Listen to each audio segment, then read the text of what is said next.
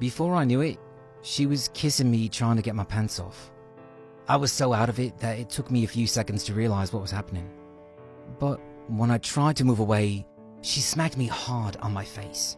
It was so hard that my vision became blurred, and she continued. It started when Cody, the birthday boy, saw her interest in me, so he walked her over to introduce us. She had a harmless enough smile, and I played off her jokes as she called me a sexy Viking, which made me laugh because of my 6'2" height and long blonde hair, but it also made me uncomfortable.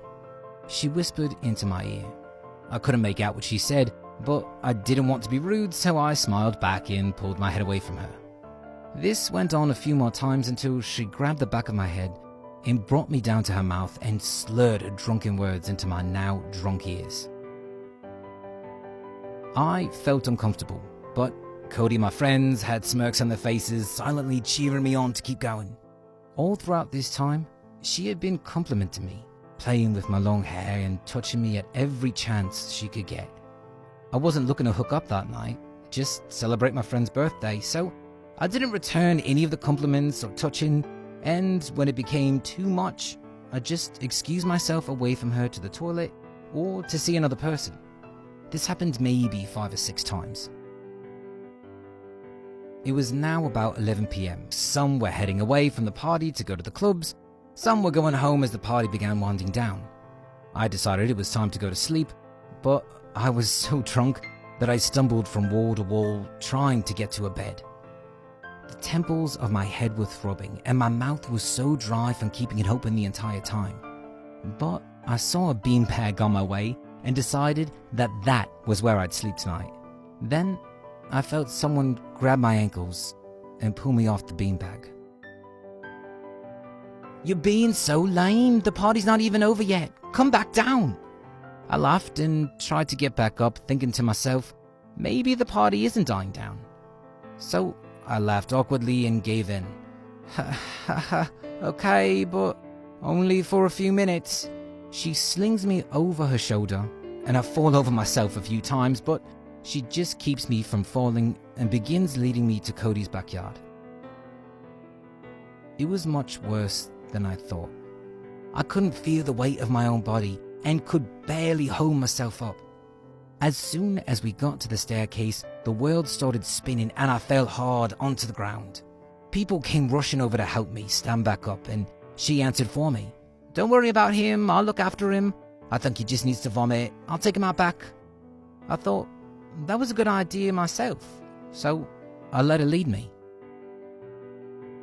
As soon as we got outside, I felt like I was freezing, and whenever I opened my eyes, the lights would burn through and give me a headache. Hey, it's okay. Come with me."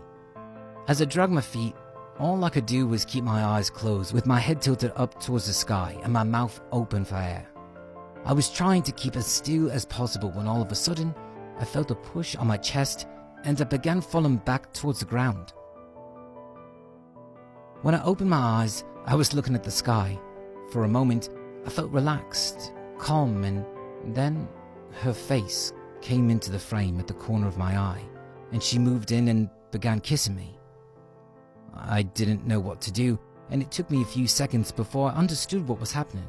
But when I tried to move my face away, she pulled my hair tightly and stuck her tongue into my mouth. She hopped back on top of me and tried to kiss me again, and this time I tried to push her face away from mine, but I then felt her sudden impact. I mumbled the word "stop" to get off of me, but she responded with, "I want to lose my V-card to you," then holds me down and makes me feel the palm of her hand against my face.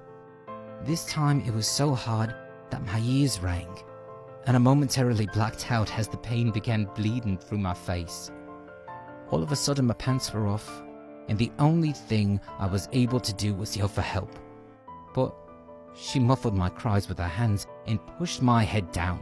I tried to push her off me, but the more I moved around, the more I began to hyperventilate, eventually passing out.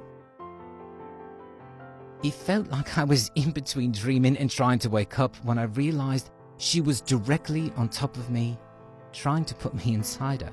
When I saw how far this had gone, I began shouting at her to get off me. Finally, I heard a group of people run towards me, confused, trying to figure out what was happening. Laughing, they pulled her off me with some booing and others cheering for her to continue. My friend grabbed me and tried to get me to calm down, saying, "Mate, I'm sure it wasn't that bad. You're just too drunk. That's why you're shaking. Just come with me." I couldn't even respond to him. He led me into the bathroom and told me to calm down. The first question he asked me wasn't, "Are you okay?" or "Did she hurt you?" It was that your first time? If I was just nervous or panicked, that she'd still want me and that she'd probably still go for it if I calmed down. I stared into the mirror and all I saw was an athletic, strong guy that couldn't even get this girl off me. And the reality was, I had been mistreated, but no one cared or thought it was possible. I felt vulnerable and ashamed. And as my teammates came in, one person at a time making comments like, "She was hurt, what happened?" or "Go back, everything is fine." But not one person asked what really happened. I had to get out of there. I ran out of the bathroom and onto the street, hailing down the first taxi I saw. I could see the driver look into his rearview mirror with a smirk as I sat in the car holding back my tears. I knew what he was thinking, that I was sensitive and weak for whatever reason while I was crying, so I held as much of it in until I got home. That night, I cried myself to sleep. It was the first time I had ever felt helpless, and more so, powerless. I didn't even know who to talk to because these things just don't happen to men. It was days, weeks, and I still couldn't get these thoughts out of my head. Finally, I ended up telling my friends what really happened that night, and both males and females laughed it off like it was nothing. "It couldn't have been that bad. I'm sure you enjoyed it." "I would have given anything to have a girl do that to me," were all the comments that were said to me. The reality was, nobody believed a guy, let alone my size, could ever get mistreated by a woman because we are taught that men are always stronger than women, or men can never be victims because we are bigger, taller, stronger. We are men. I wouldn't even be surprised if you laughed somewhere in my story so far because you too probably think it doesn't happen. But it did, and it does. I know for some, what happened to me doesn't seem that bad, but when we are taught that these things can't happen to men because of their size or gender, that simply isn't true. By doing that, it feeds into a stigma that shuts all victims out and discounts their struggles. No matter how insignificant it might seem to someone else, man, woman, or any gender, if it's affected your life in a negative way, please seek professional help and don't keep it inside.